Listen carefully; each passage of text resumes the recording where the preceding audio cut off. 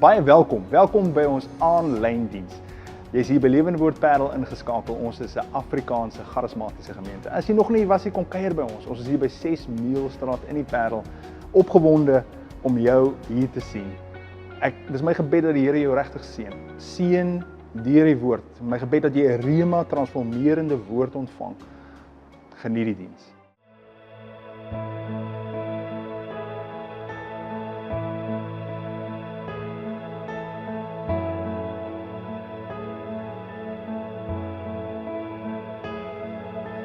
I just want to speak the name of Jesus over every heart and every mind, 'cause I know there is peace within your presence. I speak Jesus.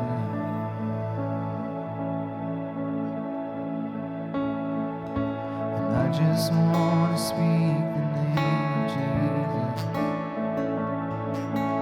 Every dark addiction starts to break, declaring there is hope and there is freedom. I speak Jesus, 'cause your name is power, your name is healing, your name is life.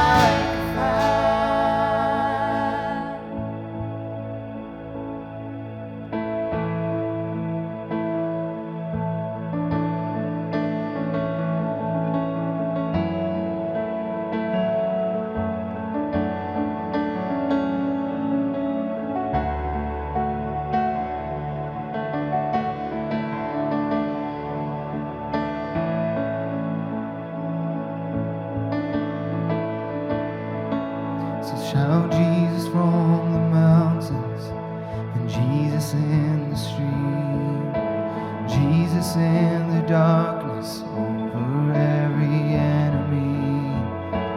Jesus for my family, I speak the holy name, Jesus.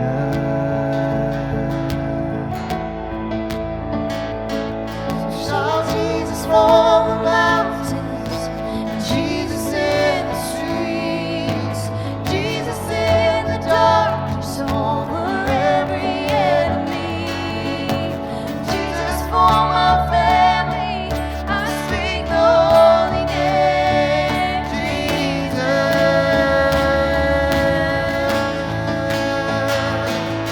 Shout Jesus from the mountains, and Jesus in the streets, Jesus in the darkness over every enemy.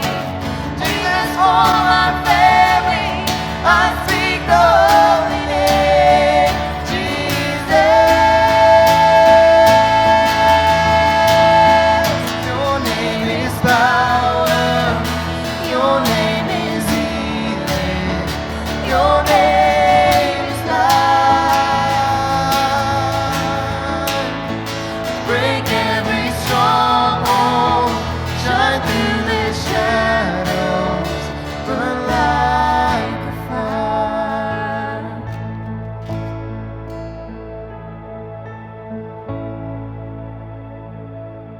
Your love's not fractured, it's not a troubled mind. Hy's in die hart van die Vader en hy nooi my en jou terug na daai plek toe. Your love's not Dis past, wat Jesus kom herstel het. never disengaged, it's always present, it hangs on every word we say. Ek wil hê jy moet beheer verloor. Verloor beheer. Verloor dit. Jy het dit anyway nie. Net nodig dat hy dit kom oopbreek en by jou hart uitkom. Jy het nodig om daai hartsontmoeting met hom te hê vandag. It's not insecure, your love's not selfish, your love is pure, 'cause you don't give your heart in pieces. Oh yeah, you don't lie yourself to Jesus.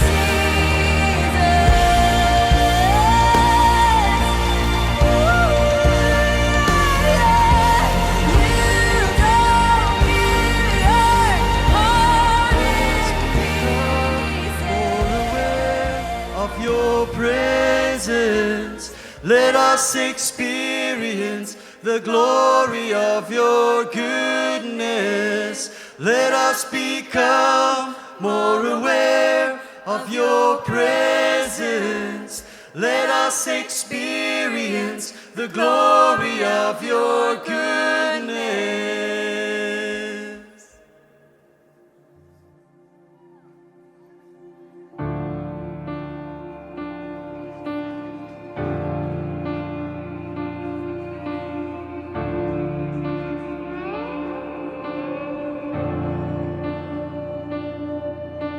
God of Jacob, great I am, King of angels, Son of man, voice of me. Familie, vriende, baie welkom. Welkom by ons aanlyn diens hier by die recording. Yes, my gebed dat die Here jou intens ontmoet vandag en aan die brand steek vir sy evangelie. Jy weet, ons is die draers van die gospel, die evangelion, the news that is too good to be true.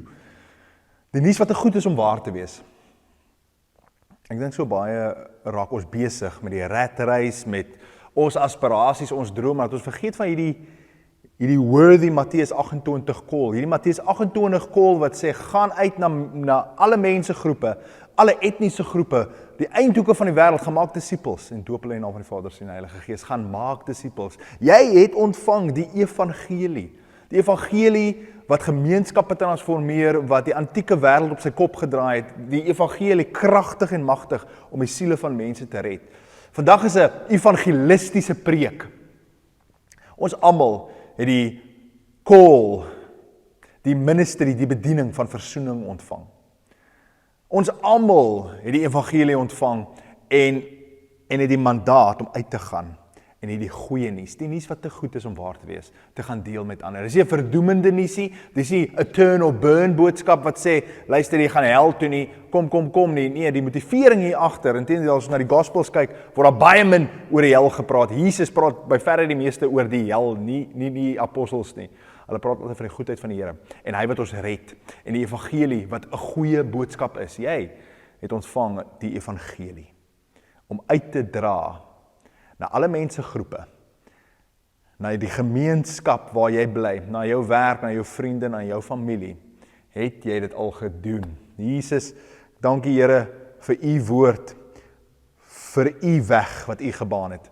Dankie Here dat u ons aan die brand steek en weer bekragtig vir hierdie dienswerk, hierdie werk om die evangelie uit te dra in die naam van Jesus. Amen.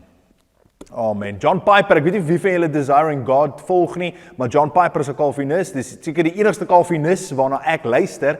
John Piper sê op 'n stadium, vertel hy sy lewensverhaal en hy praat oor sy pa wat 'n ou Pentecostal tipe, nie Pentecostal tipe was nie, maar 'n evangelical tipe was. Hy sê, my father was motivated, he was of the old sort, he was motivated by the smoke of hell and the sweet aroma of heaven. Ons het baie van dit verloor, né? Baie van daai ou Billy Graham tipe gemotiveer vir siele om siele te gaan wen, want die hel is 'n realiteit en die hemel is 'n realiteit. John Piper se woorde, his father was motivated by the smoke of hell and the sweetness of heaven. Daai radikale realiteite. En ons vandag, ek moet bieg tot 'n groot mate preek ek baie min oor hel. Ek preek baie min oor hemel selfs. Ek preek baie oor genade. Maar een ding kan ek seker wees van, jy het al baie die evangelie gehoor in hierdie plek. Nou wat die aanslag mag wees, dit mag verskil.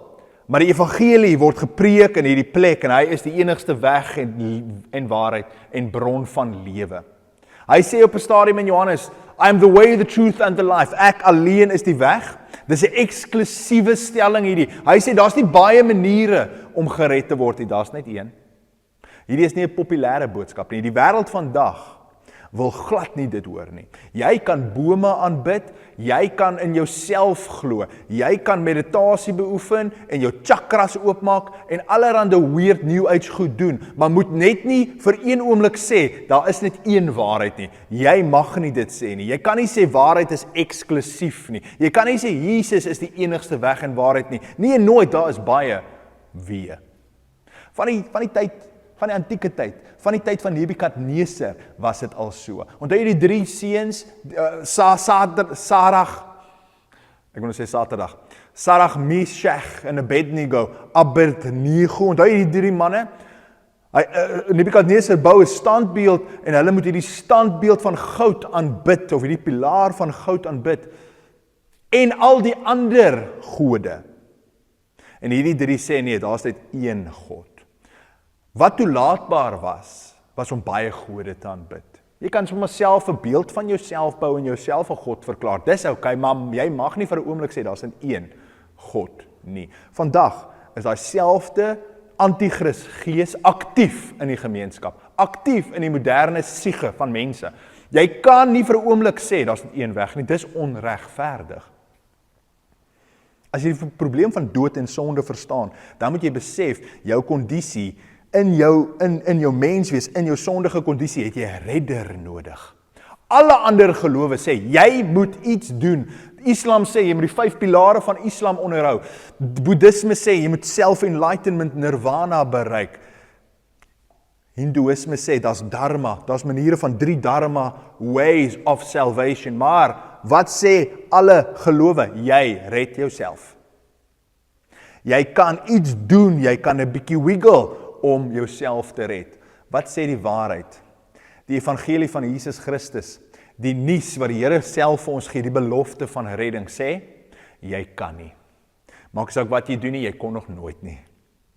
Selfs al dink jy, jy's oulik, en jy's mooi jong, en jy's slim jong, en jy's sterk en vinnig, kan jy nie. Hier is die evangelie, die evangelie bring jou op die punt wat sê, Here, ek kan nie. U het. Dis dit. Yes, dis 'n eenvoudige boodskap, Pieter. Yes, dis melkkos, Pieter. As ons net hierdie melkkos sal glo, volgens dit handel en dit uitdra na ander, maar ons doen nie. Ons doen nie. En hierdie realiteit is nie meer vir my en jou 'n bron van vreugde nie. Ons huil nie meer as ons voor die kruis kom nie. Ons het nie meer lied in ons hart oor dat hy ons red nie.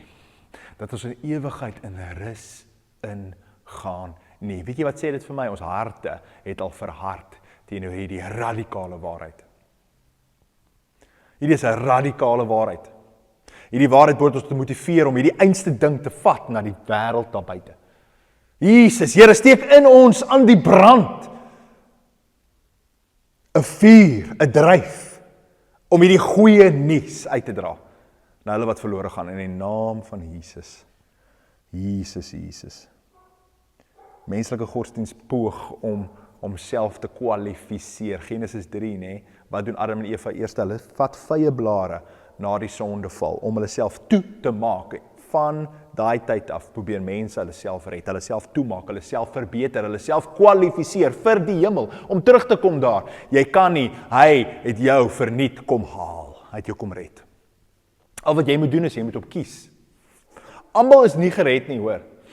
Almal, die hart van die Here is om almal te red, maar wat is nodig? Die Here van imagine, hy hang aan die kruis, hy steek sy hand na jou toe uit. Wat is nodig van jou kant af om sy hand van genade te vat? Die Here het, die Vader, Seun, Heilige Gees, die Godheid, het in Christus Jesus en sy dood aan 'n kruis, sy hand finaal uitgesteek na alle mense toe. Alle mense uitverkies, hulle moet hom net kies. Daar is net een weg. Daar is nie baie weë nie. Ons kan hierdie kant van die dood, kan ons baie slim wees, en ons kan baie argumente voer. Ons gaan sterf, daar kom 'n dag van dood, waar die dood aan jou deur kom klop. Dan gaan jy sien, dat alles wat in hierdie boek geskryf was, nog altyd waar was. Nog altyd waar was. So baie kom ek agter dat mense hare kloof oor klein goedjies. In my opinie, want dit kom by die evangelie en jou redding, dis primêr, dis by verre die belangrikste. Hoe jy voel oor homoseksualiteit, hoe jy voel oor allerhande topics, aborsie, pro-life, pro-choice, whatever, is sekondêr tot jou redding. As mense met hierdie goed na my toe kom en sê, baie mense in die wêreld kom na my toe en sê, en ek lees ook baie, so ek het te doen met liberale mense, liberale opinies en mense wat columns skryf en briewe in koerante. En weet jy wat ek baie hoor uit die sekulêre wêreld? Ons hou van die boodskap van Christendom, maar dit klink net te eng. Dit is net te eksklusief. My waarheid skaar nie met daai waarheid nie. Dis nie my waarheid nie. En as gevolg van een dingetjie, of het sy homoseksualiteit, of transgenderism, of wat ook al. Gandhi het op 'n stadium gesê, ek hou van Jesus, maar ek hou nie van die volgelinge van Jesus nie. Daar was iets wat hom afgesit het van die waarheid. Wat ook al daar mag wees, wat jou, of jou familie, of jou vriende afsit van die waarheid, kom net oor dit. Figure dit uit in die hemel. Moet dit nie uitfigure in die hel nie. Figure dit uit in die hemel. Hierdie is 'n eenvoudige ding. Eenvoudige begrip. Kom ons figure dit saam uit in die hemel. Ek kan ons die Here sommer gaan vra oor hierdie goed. Maar moenie dat een dingetjie, een titel of jot of titel jou afsit van die evangelie nie. Weet jy wat ek sien? Dit is soos 'n persoon wat besig is om te verdrink. Hulle verdrink. Hulle is op hulle laaste. Die kop is net so besig om onder die water in te gaan. Hulle gaan nou water sluk. En dan kom daar 'n persoon en gooi 'n life jacket langs hierdie verdrinkende individu. En in plaas van om die life jacket te gryp, die enigste weg tot lewe, die redding, sodat hierdie persoon kan aanhou leef. Weet jy wat sê hierdie persoon wat besig is om te verdrink? Hierdie persoon sê, nee, ek weier om hierdie life jacket te vat. Dis 'n rooi life jacket. Ek verkies blaues. Hoe waansinnig, dis presies wat gebeur in die wêreld. Dis presies wat gebeur met baie van julle. Iets sit jou af in hierdie Bybel, iets in hierdie waarheid van Jesus Christus sit jou so af, dat jy die hele waarheid, baba, badwater, alles weggooi en verwerp, en jy gaan hel toe gaan en jy gaan verdrink. Ek verkies blou life jackets. Hy het ons so weggemaak. Hy het ons kom red. Die dood is seker die mees finale, seker ding wat ooit, van jou geboorte af, ooit seker was in jou lewe. Of jy nou ryk of arm, of siek of gesond, of jy nou tax betaal het of nie tax betaal het nie, of jy nou DAA, ANC of EFF, of Vryheidsfront Plus gestem het. Weet jy, daar is een sekerheid, wat ek met redelike sekerheid kan sê, waaroor ek doodseker kan wees, en dit is dat jy gaan doodgaan. Dit is, dat jy a mortal being is. Dat jy gaan sterf. In vandag se samelewing praat en dink ons baie min oor die dood. Dit was nie so honderde jare gelede nie. Mense het gereeld gesterf en mense was baie meer bewus van die dood. Vandag dink ek en jy nie meer nie in terme van ons mortality nie. Ons dink baie in terme van ons besittings. Ons dink baie in terme van hoe ons vaar teen ons portiers en die kompetisiegees en geld en sukses en opvoeding, kinders en huise, dubbelgarages, swembaddens en al daai goed. Ons dink baie aan dit en waar ons moet wees in die volgende 20-30 jaar. Maar wat ons baie min doen, en ek dink dit is 'n gevaarlike game wat ons speel, is hoe gaan my lewe lyk na die dood? Dis 'n eenvoudige vraag. As een ding waarvan ek seker is, en dit is dat ek doodgaan in ewigheid, die hiernamaal ingaan. Ewigheid ingaan. As ek sterk is, mag ek lewe tot ek 80 is, 85 is dalk. Besonders geseënd, dalk ouer as dit. Maar dis 'n kort lewe wanneer ek dit vergelyk met ewigheid. Francis Chan het hierdie oulike metafoor, hy sê, dink aan 'n tou. Ek gaan vir jou tou sommer wys op die skerm, ek het nou nie tou by my nie. Dink aan 'n tou en die eerste 30 cm van hierdie tou is rooi geverf. Hierdie tou hardloop uit hierdie gebou waar ek nou praat, by die voordeur uit om die gebou, dan hardloop het in Main Road Parel af, dan hardloop het verby Spar, dan hardloop het verby Goede Hoop Slagtery, bless hulle siele, en by die dorp uit, om die dorp, om die Weskaap, om die Afrika kontinent, om die aarde. Jy kan nie eers aan dit dink nie, né? Hierdie eerste gedeelte van hierdie tou is rooi, dit is 'n voorstelling van jou aardse bestaan. Daar is 2 bedelings in jou bestaan. Jy is 'n ewige wese, jy gaan vir ewig lewe. Jy gaan nooit doodgaan nie. Op aarde mag jou fisiese liggaam sterf, dit is wat ons noem dood. Maar jou gees continue net. Jou gees en siel gaan net aan. Jy gaan van een bedeling na die volgende bedeling, van een bedryf na die volgende bedryf. En een ding wat seker is dat dit gaan gebeur. Jy gaan, jou aardse bestaan gaan stop, en jy gaan ewigheid ingaan. Maar hier's die groot ding.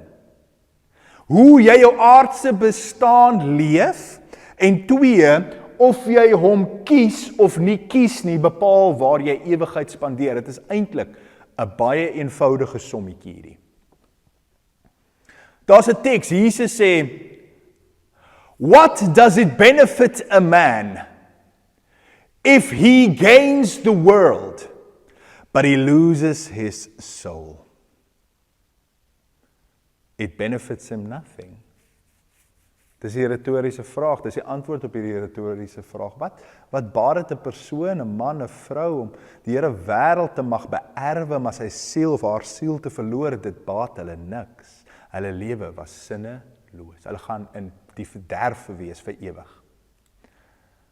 Dink aan 'n Elon Musk, dink aan al sy geld, dink aan al sy sukses, aansien en roem, as hy nie tot inkeer kom voordat hy sterf op aarde nie, was sy lewe vir hom ten minste sinneloos. Baat dit ander mense, al sy uitvindings. Ja, dit gaan ander mense baat en die gemeenskappe baat, dis great, maar vir hom, hy's in die rooi. Hy's in die rooi, hy's nie in die groen nie. Hy gaan hiernamal met niks van daai goed in nie, net Elon. Het hy die Here geken of het hy hom nie geken nie? Dis dit. Ken die Here vir Elon of ken die Here nie vir Elon nie? Hoe lewe jy hierdie eerste gedeelte van hierdie tou? Hoe lewe jy? Met watse ingesteldheid lewe jy? Is jy seker waar jy ewigheid gaan spandeer? Ek wil jou storie uit die teks uit lees uit die Nuwe Testament uit Lukas 16 uit. Dit gaan oor Lazarus en die ryk man. En hierdie is 'n besonderse gedeelte. Dit gee vir ons soveel insig rondom hoe lyk die dood. Hoe lyk lewe na die dood? Jesus is self van die woord, hy vertel 'n gelykenis, sê baie mense. Ek dink dit is 'n gelykenis, nie? Dit is 'n ware verhaal. En as dit 'n gelykenis is, verwys dit steeds na hoe dit sal funksioneer. Maar wat anders hier is, wanneer die Here gelykenisse vertel, praat hy van the wise steward. Hy praat van 'n weduwee. Hier het 'n man 'n naam. 'n naam. By my, as ek dit nou reg het, die enigste gelykenis storie waar 'n man 'n eie naam het. En ek is van opinie en baie ander prominente teoloë, nie dat ek 'n prominente teoloog is nie, maar baie teoloë, dat hierdie 'n ware verhaal is vir iets wat regtig gebeur het. Ek het dit reeds voorgelees, kom ons luister saam na Lukas 16 vers 19 tot 31. Lazarus en die ryk man. Die ryk man en Lazarus, Lukas 16 vers 19 uit die Nuwe Lewende Vertaling. Jesus het gesê, daar was 'n ryk man wat pragtig aangetrek het en sorgeloos en weelde geleef het. Voor sy deur het 'n siek bedelaar genaamd Lazarus gelê. Terwyl Lazarus daar gelê en begeer het om van die oorskiet van die ryk man se tafel te kon kry, het die honde aan sy oop sere kom lek.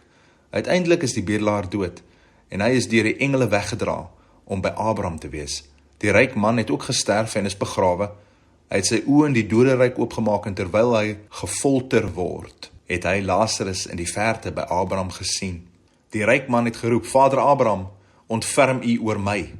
Stuur vir Lazarus hierheen om die punt van sy vinger in water te steek en my tong af te koel, want ek ly verskriklik in hierdie vlamme.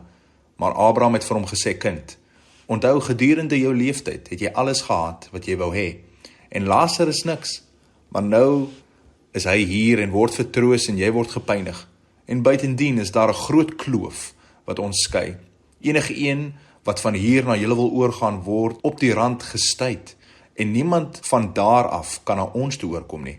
Toe sê die ryk man, asseblief, Vader Abraham, stuur hom na my pa se huis toe, want ek het 5 broers en ek wil hê hy moet hulle waarsku teen hierdie plek van pyniging, sodat hulle nie hier beland wanneer hulle sterf nie. Maar Abraham het gesê, hulle het Moses en die profete om hulle te waarsku. Jou broers kan hulle geskrifte enige tyd lees, wanneer hulle wil. Die ryk man het geantwoord, nee, Vader Abraham, maar as iemand uit die dood na hulle gestuur word, sal hulle tot inkeer kom. Maar Abraham het gereageer, as hulle nie na Moses en die profete luister nie, sal hulle ook nie luister nie, selfs al sou iemand uit die dood opstaan.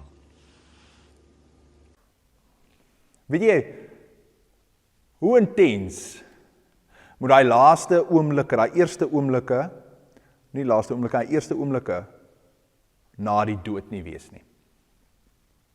Ek sal myself baie keer indink, hoe absoluut intens finaal moet dit vir 'n ongelowige wees om te besef, hy's nie dood soos 'n dier nie. Hy is nie dood nie, hy lewe nog nadat sy liggaam daar lê en hy kyk af na sy liggaam en daar is sy liggaam dood. Dit moet nog 'n rude awakening wees, hoor. Dit moet 'n baie intense moment wees, daai eerste oomblikke na die dood. Ek het in standaard 5, graad 7, ek het dit een keer vir jou vertel, ek het nie vir jou al die detail vertel nie, ek gaan vandag weer nie al die detail vir jou vertel nie, maar iets het met my gebeur, iets baie intens het met my gebeur, en ek het gedink ek is dood. Ek het in 'n tipe van 'n fit verval, 'n blackout gehad, Ek onthou net, ek het heeltemal uitgepaas, iets het met my gebeur. Ek gaan nie die detail vertel nie. Ek was besig met nie goeie goed nie. En ek paas uit, en ek het nie myself dronk gedrink en staan het 5 minute dinkie. Het was erger. En ek paas uit, en ek kry 'n visioen. Nou luister nou mooi. My lewe was nooit weer dieselfde nie. Ek is 13 jaar oud, 13 'n baie intense tyd vir 'n persoon se identiteit. En die vyand het vir my gegan daai tyd, en die Here ook. En ek kry 'n visioen van my lewe en my tyd, wat so spiral, wat so uithardloop, en ek kom agter as al minder tyd, en al minder tyd, en al minder tyd. En die besef in die visioen is, wanneer my tyd uithardloop, is dit finaal klaar, en moes ek hom gekies het. En ek onthou in die visioen, hardloop my tyd uit, en daar was so 'n intense moment in hierdie geestesvisioen wat ek ontvang, van ek is vir ewig weg van hom af, vir ewig. Dis klaar, dis klaar, dis klaar. Ek onthou nog die gevoel van absolute regret en desperaatheid en depressie. Ek onthou dit goed. En ek glo die Here het 'n waarskuwing vir my daar gegee. Hy het vir my gesê, as ek aanhou met waarmee ek nou besig is, gaan ek die ewigheid ingaan sonder hom.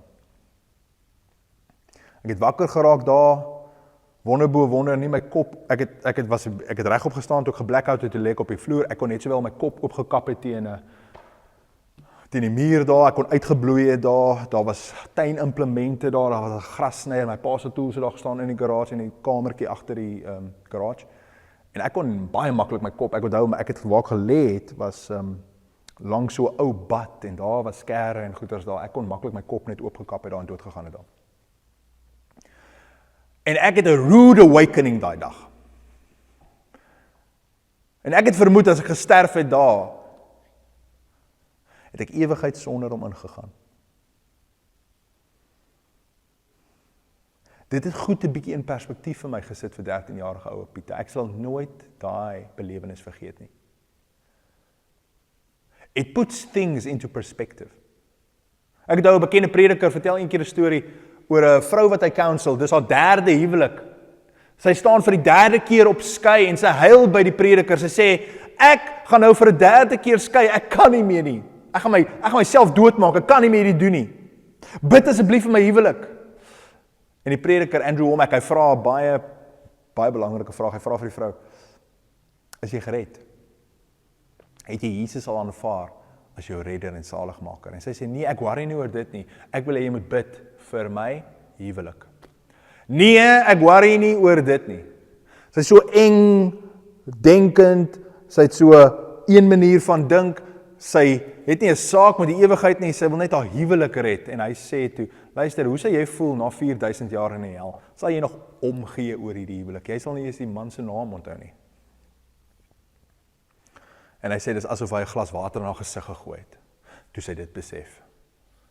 Let's put the major things first. Wat is die major things? Die major things is, wanneer jou storie, fluit, my storie is uit.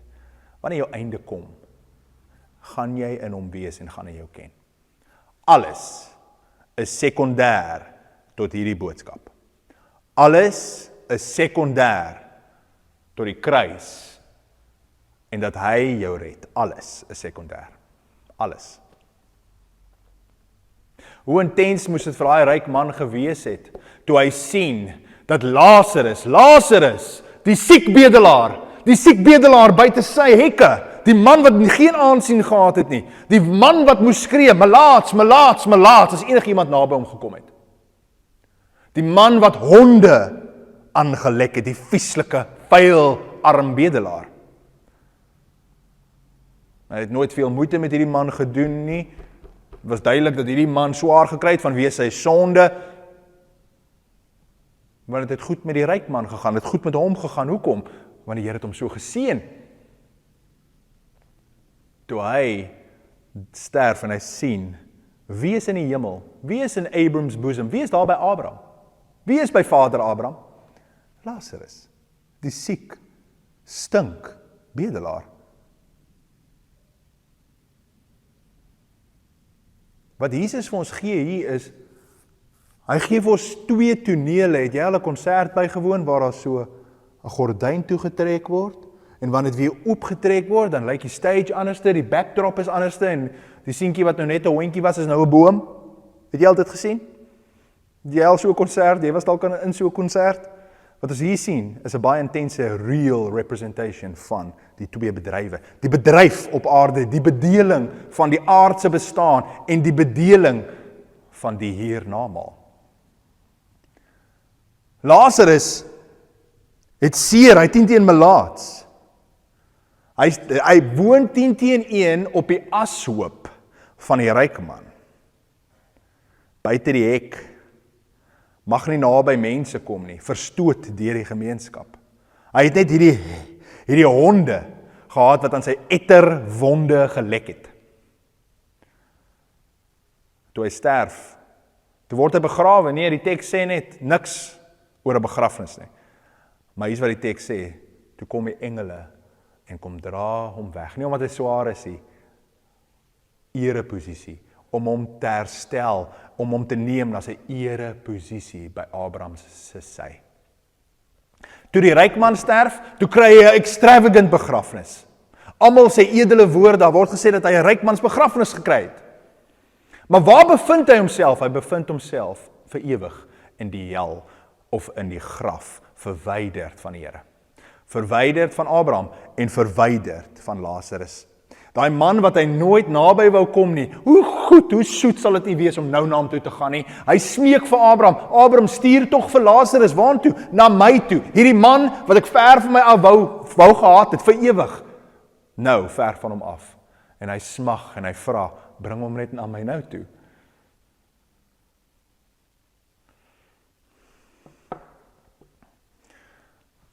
Een ander ding wat my opval, hoe dramaties is die 2 tonele nie. Lazarus, waar hy honde gehad het, kry engele. Waar hy nie klere seker aangehad het nie, of 'n bedelaar se kleed aangehad het, kry fyn linne. Jesus sê dat nie 'n Salomo aangetrek was soos Lazarus nie.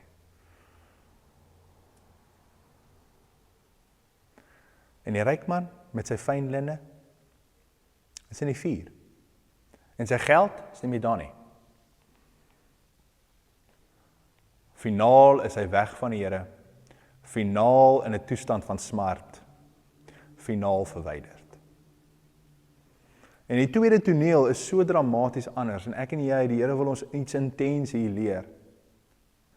En hy wil vir ons baie intens wys, dat in hierdie lewe kan ons hierdie kloof nog oorbrug. Ek wil jou prentjie wys. Daar's 'n kloof tussen jou en die Here, weet jy? Daar's 'n kloof. Terwyl jy nog op hierdie aardse aardbol leef, hierdie aardse bestaan is, terwyl jy nog hier is, kan jy baie vinnig hierdie kloof oorbrug. Maar wanneer hierdie lewe verby is, moenie my vra hoekom nie, maar dan is dit so half en half, nie half en half nie, definitief finaal. Of jy is by hom, of jy is nie by hom nie. Of jy is by hom, of jy is nie by hom nie. Toe ek 13 was, daai visioen het my geruk. Of, as ek gesterf het daai dag, was ek nie by hom nie. Ek het my lewe omgedraai daar as 13-jarige. En ek weet vandag as ek sterf, is ek in my Vader se arms. Jesus.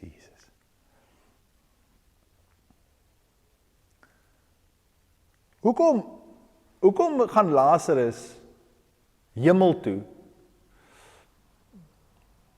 Vir enige iemand wat bietjie kundigheid het oor die Ou Testament en Abraham's bosom en so aan. Ek sê hemel nou maar net vir die argumentsonthaalwe. Die Ou Testament gelowiges het nie hemel toe gegaan soos die Nuwe Testament gelowiges nie. Hulle het na 'n ander plek toe gegaan. Abraham's bosom. Ek gaan nie daaroor uitpraat nie. Net vir argument's sake, die hemel. Hoekom gaan Lazarus hemel toe en die ryk man hel toe? Hoekom? Want Lazarus, wat sê Abraham? Lazarus het in hierdie lewe slegte dinge gekry en jy goeie dinge. En kyk, nou is die rolle verruil. Nou het jy ewige smart en hy ewige rus. Is dit hoekom Lazarus het dit swaar gekry en omdat hy swaar gegaan het met hom, is dit sy vertroosting nou goeie goed? Nee. Gaan die ryk man hel toe, omdat hy so baie geld gehad het, omdat het so goed met hom gegaan het, en nou moet ons hierdie skaal net so klein bietjie uitsort, want het dan baie goed gegaan met hom, en nou moet hy maar hel toe gaan. Nee. Let op, wie word geken as,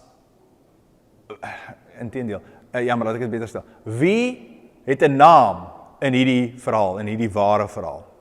Lazarus het 'n naam. Luister mooi, daar's net een man met 'n naam in hierdie teks. Jesus wil vir ons sê, daar's net een man wat hy ken.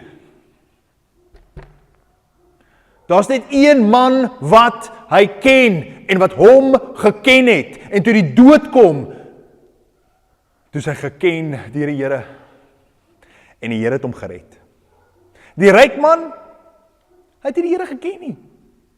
Hy was 'n Jood, hy was deel van die verbond, hy het al die regte goed gedoen. In jou taal, wat beteken dit?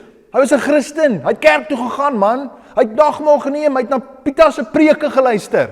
Maar toe die dood kom, toe help daai goed om niks. Nie 'n verbond nie, nie 'n teologie nie kerk toe gaan nie, niks.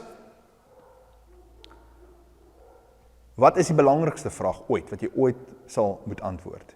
Ken hy my en ken ek hom? Ken die Here my naam? Lazarus lê op die pynhoop, hy lê in die ashoop, die honde lek hom. Niemand ken hierdie man nie. Wie wil in elk geval 'n siek, arm bedelaar ken? Wie? Niemand. Maar ek sê vir jou sê, sy naam was geken deur een wat saak maak, deur die Here. Wat beteken Lazarus? God is my help. Die Here is my helper. En Lazarus was geken. Die Here het hom geken. Die ryk man, op die einde het hy sy erfporsie gekry. Op die einde was hy net 'n ryk man. Hy het nie die Here as sy deel gekry nie, want hy het nie die Here geken nie. Ken jy die Here? Ken die Here jou? Het jy jou lewe al vir die Here gegee? Het jy al op 'n plek gekom? Ja, die oorbrugging van hierdie kloof in hierdie lewe is baie maklik, weet jy, dis 40 cm weg van jou af. Dis net gaan op jou knieë. Gaan op jou knieë en sê, Here, ek is 'n sondaar, vergewe my. Jesus, ek aanvaar u reddingswerk aan die kruis en u opstanding, en dat u lewe my lewe raak, en dat my dood u geneem het op u. Here, red my. Romeine 10:9. As jy glo in jou hart en jy bely met jou mond, dan sal jy gered word. Dat Jesus die seun van God is, en dat die Vader hom op die 3de dag opgewek is, dan sal jy gered word, 'n belofte verniet vir jou. Die evangelie is 'n maklike boodskap. Dis die beste nuus, dat die Here jou verniet red. Al wat jy moet doen is jy moet dit aanvaar. Jesus. Weet jy wat, dit laat my dink aan 'n kleipot. Het jy al, wie van julle het al met klei gespeel en kleipotte gemaak en bekertjies gemaak en dit in 'n oond gesit en dan raak dit ons hard, né? Terwyl dit klei is dit, kan jy dit brei, né? Dis breibaar, dis buigbaar, jy kan dit vorm, dis nie hard nie. Wanneer jy hierdie bak uit klei uitgemaak het, dan sit jy dit in 'n kielen of 'n sekere warm oond, en dan bak jy hierdie klei. Wanneer dit uit die oond uitkom, is dit 'n harde bak. En as ek dan vir jou sê, hy buig dit, dis 'n bietjie te hoog, buig dit laer hierdie kleibak, dan gaan jy vir my sê, dit was buigbaar totdat dit in die oond ingegaan het. Nou is dit vas. As ons dit nou probeer buig, gaan dit kraak, gaan dit breek, die dood is dieselfde. Op hierdie aarde, tydens hierdie aardse bestaan, is jy soos klei wat buigbaar is, wat gebuig kan word in 'n sekere vorm, maar wanneer ons sterf op aarde, wanneer ons die ewigheid ingaan, is ons soos kleipotte wat gebak is. As ons dit probeer buig, as ons dit probeer draai, dan breek ons.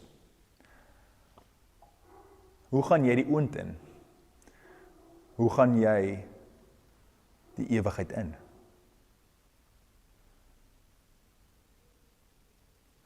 Ek het een keer 'n begrafnis gedoen van 'n ongelowige. En ek wil vir jou sê, dit was 'n terrible storie vir my. Die mense is vertroos daai dag.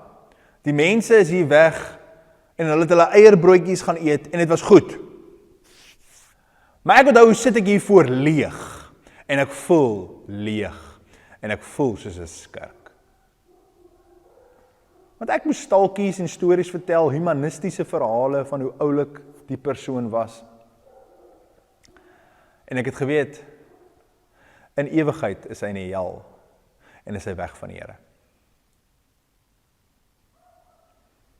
En was daar geen vertroosting in die boodskap nie, was daar geen vertroosting in my hart eers nie. Want ek het geweet, hierdie vrou is weg van die Here vir ewig. En wat by my opgekom het, is die ryk man. En ek het daai dag 'n besluit gemaak, weet jy?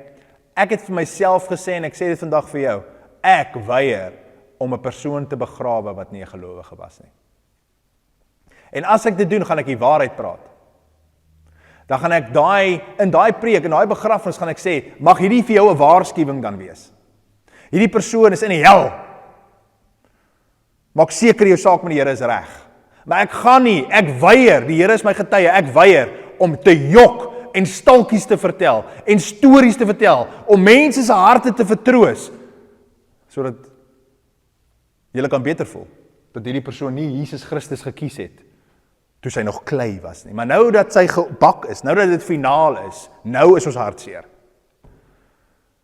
Hoor die woord van die Here in hierdie dag, is jou saak met die Here reg? Het jy vriende, het jy familie wat se saak met die Here reg is? Jy gaan in ewigheid sien hoe hulle verwyderd gaan wees van die Here. Vandag is die dag vir hulle redding. Vandag is die dag vir jou redding. Jou redding is 40 cm weg, Here. Ek ontvang u genade. That's it. Kom ons raak radikaal oor hierdie ding. Kom ons raak begin radikaal raak vir die evangelie van Jesus Christus. Jesus. Ek wil vir jou 'n vraag vra. Is jy moeg? Is jy moeg? Baie van julle is moeg. Julle kom vertel vir my hoe moeg julle is. Ek is ook moeg partykeer. Moeg gesukkel. Moeg van die depressie. Moeg. Moeg van al die swaar kry. Moeg van die beklei. Moeg van, hoekom is dan nie net rus nie? Moeg van die gejaag. Moeg.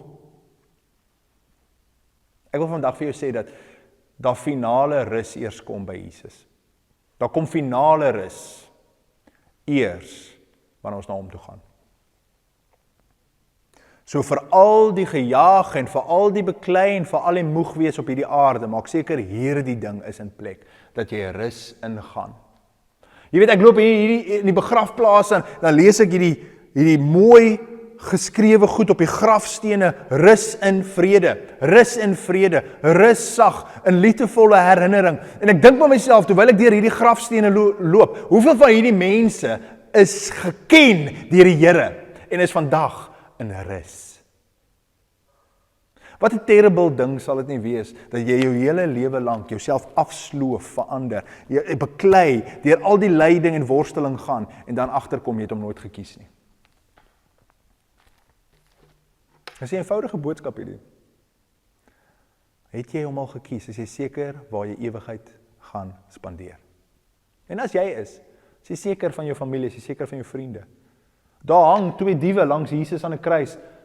En een sê, kyk na hom en sê, Here, onthou my as u paradys ingaan. En Jesus kyk na hom en hy sê, môre sal jy saam met my in paradys wees. Here, onthou my. Remember me when you enter your kingdom. I say to you, tomorrow you will be with me in paradise.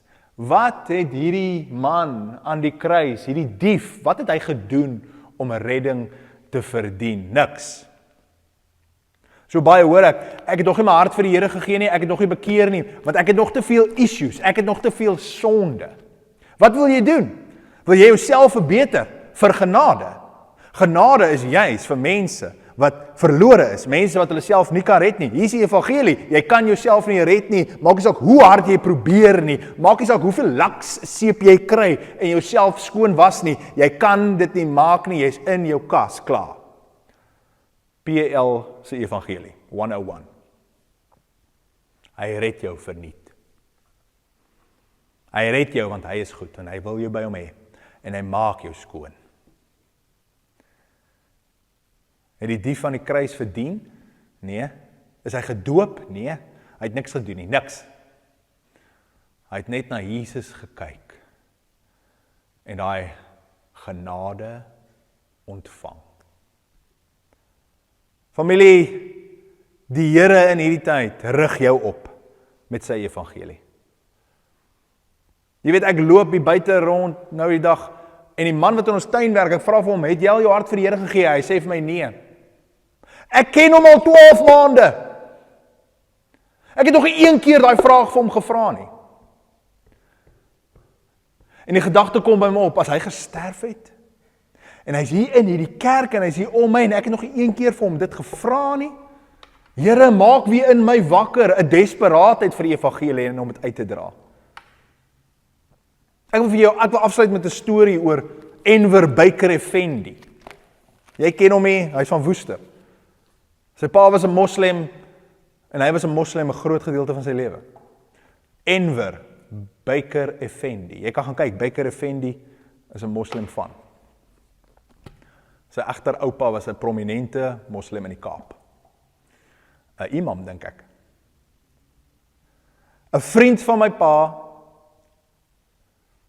het nog 'n manier gehad om baie keer kontroversiële topics aan te raak, en as oom Enver kom kuier, dan sal hy vir Enver vra, Enver, het jy nou al jou hart vir die Here gegee? Het jy nou al die waarheid ontdek? Dan sê Enver nee. Nee, ek wil nie hierdie Christen storie hoor nie. Oom Enver, na my pa se dood, ken ek, hy kry kolonkanker, en hy word gespaar vir nog 2-3 jaar. En ek is saam met hom deur daai hele intense proses. Ja, jammer, dit was nie kolon, dit was blaaskanker.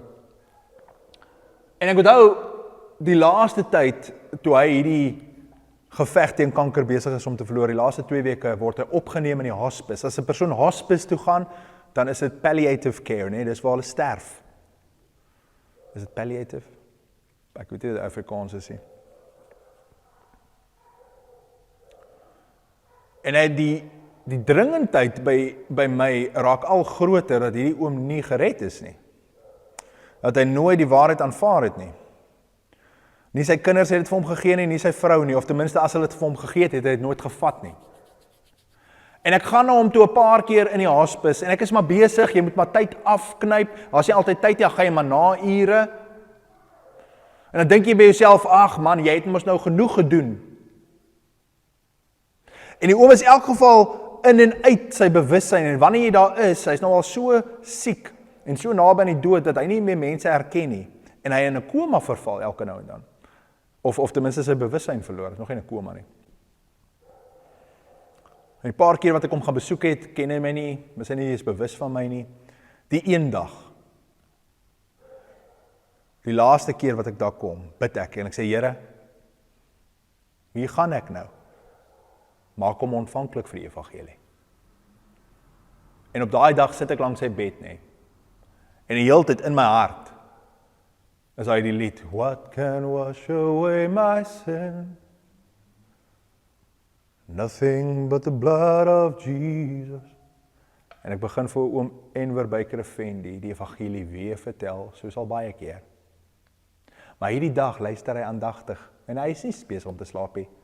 Hy kyk na my, en ek vertel vir hom hierdie verhaal, en ek sien aan die kant van sy oog is haar traan.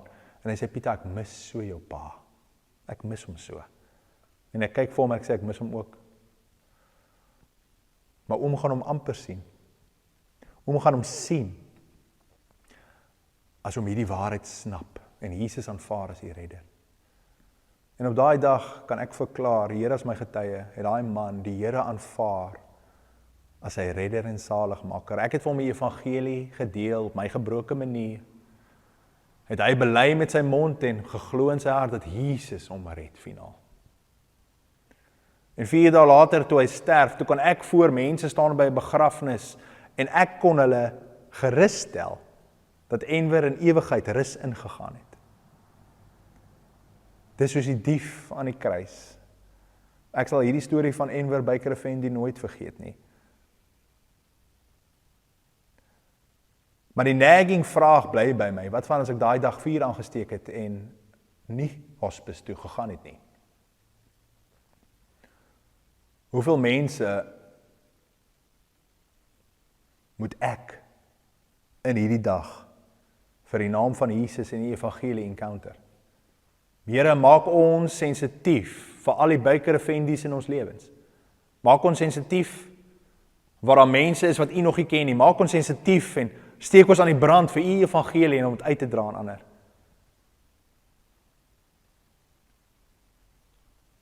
In die naam van Jesus. Amen. Die Here seën jou familie. Die Here seën jou. Mag jy hier uitgaan en die nuus wat te goed is om waar te wees, daai nuus wat hy ons red. Mag jy dit gaan deel met jou familie, met jou vriende, met jou buurman, jou buurvrou, mense op straat. Want in ewigheid gaan jy saam met hierdie mense om die tafel sit in sy glorie. Die Here seën jou.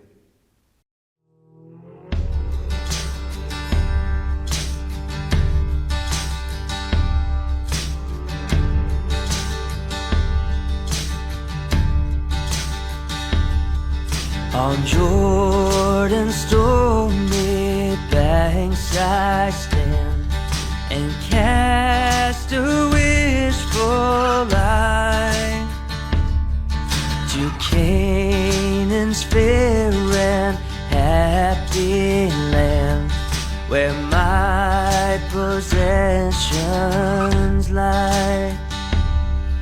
All o'er those wide extended plains shines one eternal day. There God the Son forever reigns and scatters night away. And I am bound, I am bound, I am bound for the promised land. And I am bound, I am bound, I am bound for the promised land. No chilling wind nor poisonous breath can reach that helpful shore, where sickness, sorrow,